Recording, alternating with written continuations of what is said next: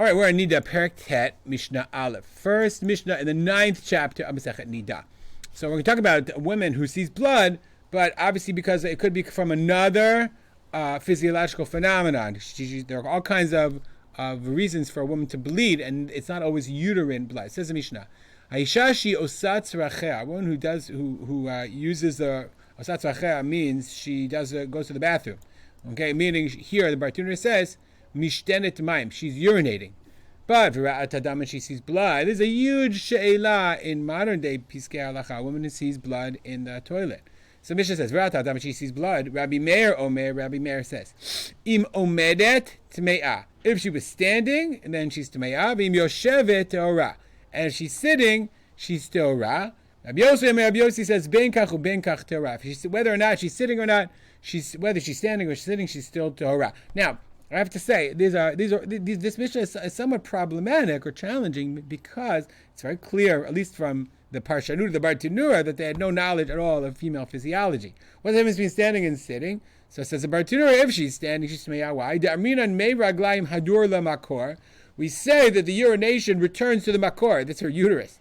Blood came from the uterus together with her, and we know that the urinary tract and the reproductive system, those are completely different and separate, totally separate. So you have to decide: if the blood is from urination and mixed with urine, that has nothing to do with Niddah. If she sees blood, that's a different problem entirely. Okay, if she's blood in the toilet, maybe she's bleeding menstrually, or maybe she has vaginal bleeding as well, and that needs to be taken care of. Obviously, Sheilat Chacham. Chachamim did not know this. They didn't know. So what's the difference between sitting, standing, or sitting? Why if she's sitting is tehorah? So the Bartanura says, and the Gemara explains, no, it's talking about a specific case. She's sitting on the edge of the bowl, and she is urinating forcefully. And there's blood on the edge of the bowl. And when she urinates, with strength, and the blood would not come out with the urine. I don't know why they thought that. I'm not sure. Okay, if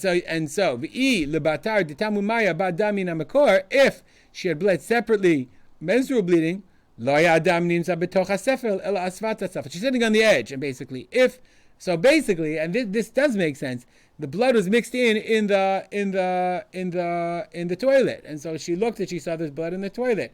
She was sitting on the edge, so therefore, if she had bled menstrually, the blood would have been on the edge, but it wasn't. It was in the toilet itself, and therefore the Bartanura says, therefore the Mishnah says, if she's sitting in that situation, she's tehorah.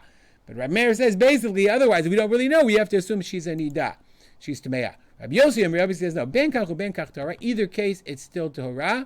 Because he says, as long as you can attribute it to something that's not necessarily, you could say it's from the urinary tract and not from the menstrual tract, from the vaginal area. Therefore, Rabbi Yossi says we can assume that nonetheless, in either case, whether she's standing or sitting, we can assume it came from her urination, and therefore she is tehorah.